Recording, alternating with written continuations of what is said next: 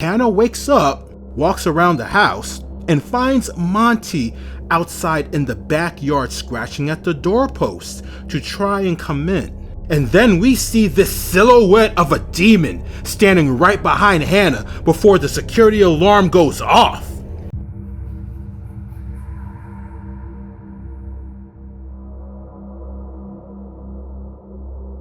Welcome back, boys and girls, to the Hall of Fear, a theme park of wild and crazy within the confines of what is my mind. Here, we honor the baddest and most conniving in the horror game. I'm talking about the elite of the elite. The people who send shivers down your spine when you walk past them. People who actually let you read their minds when you look into their eyes. Forces of terror. Living incarnations of what it truly means to be a monster and a thug. They play with your head as if it were a paddle ball. And tonight, we are going to induct our second inductee into this hall of chaos and disorder. And it's an unsung character only a select few know exists. And it's none other than David. Now, I know what you're thinking. VSD, who the f*** is David? And no, I am not talking about King David of Israel, but the way this man operates, he deserves crowns and roses, and a red carpet covered in pure jasmine. By the way, this man displays his dominance. So sit back, dim the lights, and I will tell you the tale of David, aka the Soulless One. So our story starts off as most typical stories do. A move into a new house in a new neighborhood. We got the dad, the daughter, the stepmom, oh, and let's not forget the darling cat Monty. Yes, the cat's name is Monty. The reason for this move is because daddy got a promotion. So the whole family follows suit, aka follow those Benjamins, baby. What? Okay, I'll stop. However, as they began to settle in this house, strange things start to occur. Things unknown to the family start to move on its own. Little things at first, and then big things much later.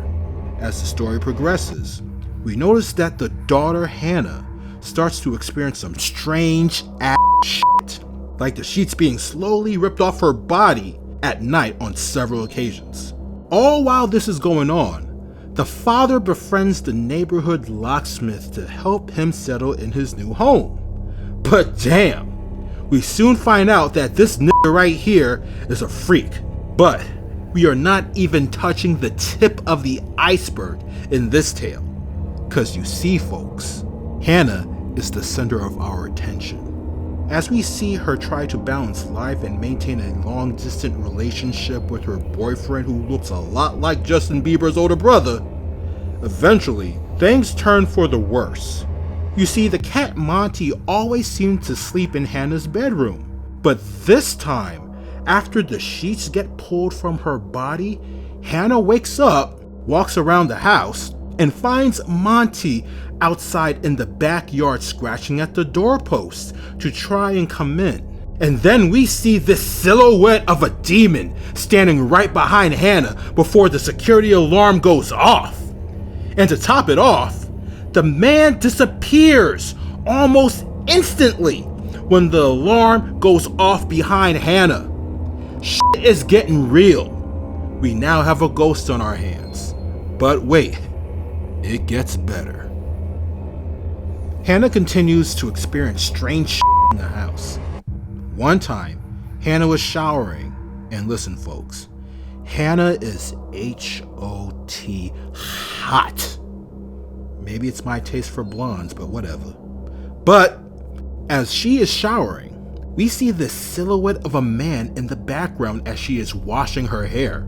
And then the lights go out. And I'm like, bro, what the fuck? The lights come on and she's fine, thank God. Or perhaps I am saying this all too soon. You see, the people who used to live in this house had junk in the garage that Hannah's dad wanted her to sort out. where the deal is that she gets to keep whatever she finds that's of interest to her. Upon further review, Hannah learns that people died in this house before, which caused her and her stepmom to confront Daddy about it. Apparently, he decided to omit this fact. Perhaps that's why the house was such a steal. As days go on, Hannah's boyfriend comes over to visit with the parents out of the house. So you know what that means. I refer to it as an X-rated feng shui in Hannah's bedroom. After the dirty, Hannah hears her parents coming home, and the boyfriend thought he could hide in Hannah's closet. But folks, what we then see is this absolute terror. This absolute demon, a savage from another world, slide back into the darkness, like some kind of zombie like Michael Jackson from Thriller. I have never seen psychological like this before in my life. Was he watching the entire time? Oh my god! Because before this, Hannah showed some photos of the family who lived in the house before her family did with her boyfriend. And the girl in the photo looked very similar to Hannah. But the boyfriend noticed there was someone in the window in that photo. Now, Hannah and the stepmom get some alone time. Hannah is telling her stepmom about all the weird sounds and experiences she was having in this house. And shockingly, the stepmom noticed them too. So with my black spidey sense, I determined that this dude is haunting exclusively the woman. One night when the parents were gone, Hannah grabbed some red wine and watched the movie. And for you ladies out there, I know red wine makes y'all crazy. But the crazy thing here is that Hannah shouldn't be drinking. Not because she's underage, but because the last time she drank, she got into some serious trouble. But when she goes away into the kitchen, we then see white powder being poured into the glass of wine. Of course, Hannah drinks it and she's out cold. And then we see this monster, this motherfucker right here, pick her up and carry her to her bedroom. Just look at this. At first I'm like, this nigga is alive. But then by the way the door closes, I'm not so sure anymore. No human can close a door like that. So I have no clue if this nigga is dead or living in the house. So, as Hannah is investigating some old stuff from the other family, she comes across that girl's notebook from the photo and she peels back the edges that were lifting and she sees the name David. Eventually, things start to get heated up between Hannah and her parents due to them finding out she'd been drinking, and she goes off into the kitchen frustrated. She gets a glass out of the cabinet, but bro, when she closes the cabinet, I witnessed the most craziest I have ever seen in any movie. From any story I've ever read or heard from a radio. When Hannah closes the cabinet, from the reflection on the glass doors, Hannah sees the small cupboard doors fly open silently, and a nigga slowly comes out of the cupboard and lands onto the kitchen floor without making a sound. And the whole time Hannah is seeing this, bro. Just look at her face. That's like going into your kitchen for a drink of water and you see a dude walk out of the freezer. This is some crazy ass shit. Award-winning ingenuity. So Hannah turns slowly and sees no one, but she knows, man, she knows exactly what she saw, and she did what any child would do. She ran to mom and dad. So the police are involved, and they end up shooting the guy. They covered his body and bring him into the ambulance, and they investigate the attic and revealed that someone was living here the entire time. Like the nigga made a house in between a house. So, after the whole investigation, we, the audience, find out that shit is not over. Because what we see is that the police had shot and killed Hannah's boyfriend. And the soulless one, David, is still in the house. The man planned everything. Everything! He grabs Hannah and pulls her up into the ceiling between the walls. Bro, this nigga grabs this bitch and pulls her up into the ceiling!